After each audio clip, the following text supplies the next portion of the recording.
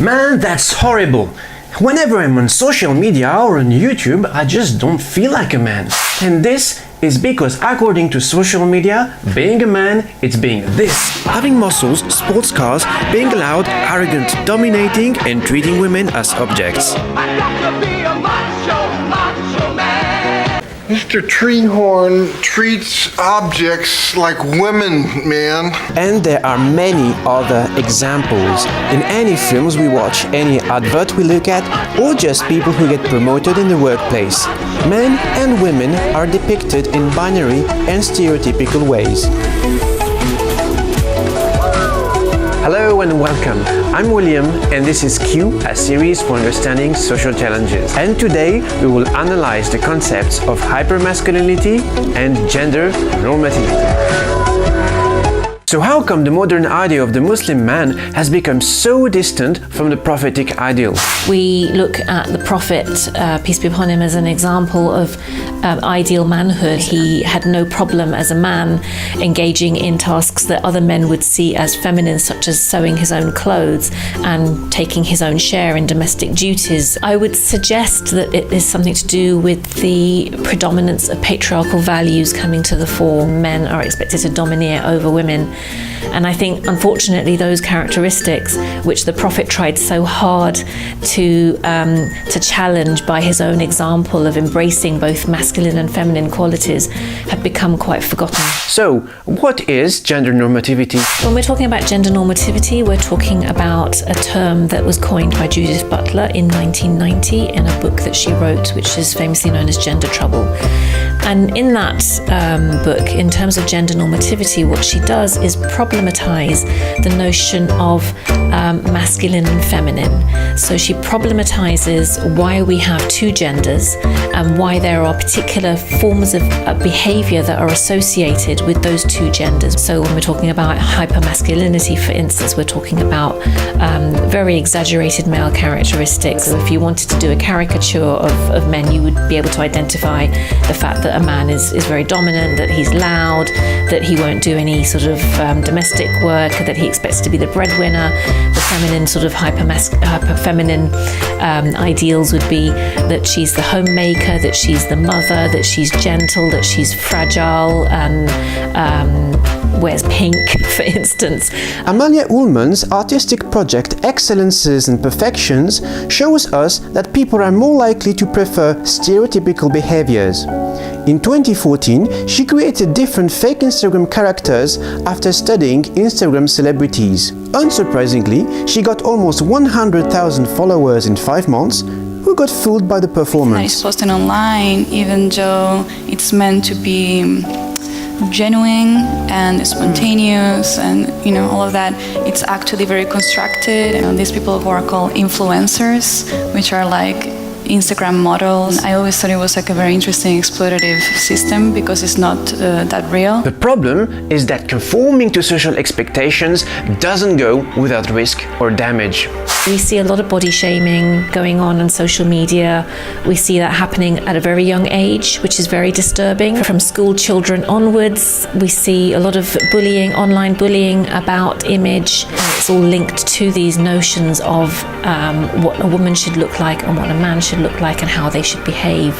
They're searching for meaning and searching for role models and visibility, and I think there can develop a real sense of inner conflict if they're not meeting those ideals, they're not reaching them. And that internal shame, that conflict, persistently can lead to a lot of mental health issues. So from low self-esteem to depression. And when mental health issues develop because of not being able to meet those ideals, there's a further layer of shame and more issues because there's no space to even talk about those mental health issues because it's not seen as manly to talk about the fact that you're struggling. Through times and cultures, beauty standards were much more different to now.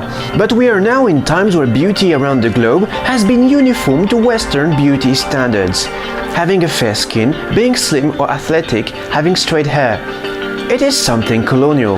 As a proof, did you ever wonder why South Asian fashion shows use white Eastern European models?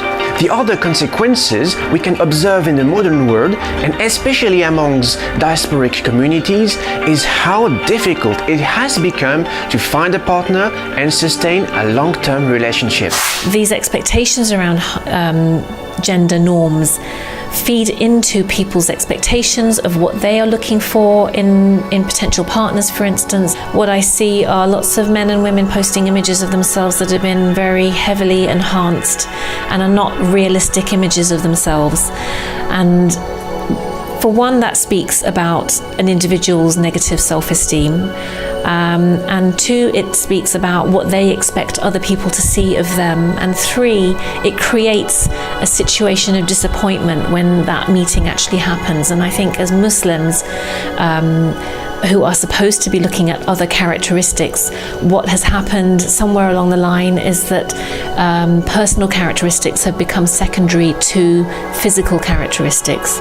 People expect an instant click, i.e. an instant attraction, rather than working on the slow burner. And by that I mean working on looking to develop relationships with people based on their characteristics and their qualities. People don't give each other enough time to get to know each other, and I hear so many stories of marital discord based around those sorts of petty differences, where a husband is expecting his wife to cook and clean up for him and pick his dirty socks up, and the wife is saying, no, it's not my job, it's your job, and I expect you to take part in cooking and cleaning in the same way that the Prophet did. Education and popular culture from east to west vehiculated the idea that the possession of female bodies is the male's legitimate right. Like the narrative, when a woman says no, the male needs to insist and perhaps force her to seduce her. And we see adverts overtly promoting rape. Those very dominant characteristics in terms of domineering over women, mansplaining, which we now talk about today, the Me Too movement, the expectation that men can get away with certain types of behaviours towards women are features of modern culture, and they are to do with the fact that we are very consumer driven. We are living in a culture now where everything is about instant gratification rather than thinking about things in the long game, in the long term. We don't have patience anymore in terms of relationships. If the whole society tells people that women are objects, it is understandable why some people genuinely believe that Ferraris attract women. So today we're going to be doing a social experiment to see if ladies go for who we are or what car we have. Is this your Ferrari? Actually, I got the key, so... Can we go? The problem is that movements denouncing violence against women are perceived as an attack from the West on diasporic masculinity.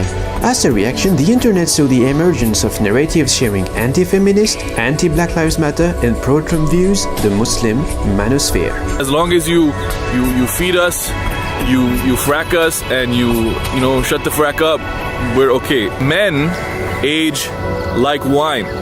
Women age like milk. Even though the author of the alpha male theory himself admits that the concept is flawed. The term alpha isn't really accurate, or you can call them the mother wolf and the father wolf. There's really nothing wrong with that. Those are much better and more accurate terms than the term alpha. Moreover, the Western idea of the alpha male is rooted in the mythological imaginary of a solitary hero solving problems by force through his power or intelligence. Enough talk! Perhaps it is time to decolonize our idea of masculinity and remember that in other parts of the world, the best of men were valued for their emotional intelligence, their empathy, compassion, their sense of community, and their ability to repair rather than destroy.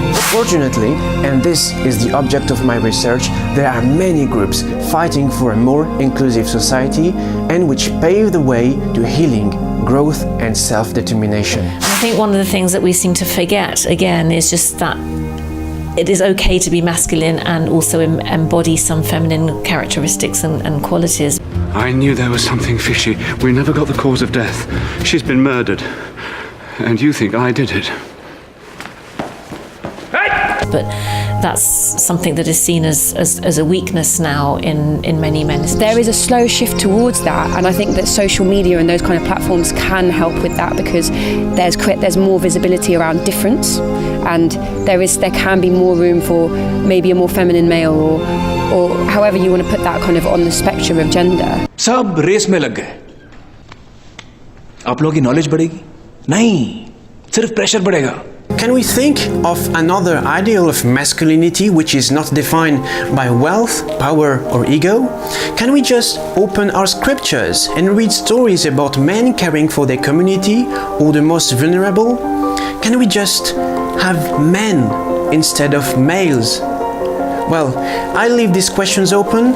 Until then, thanks for watching. See you next time.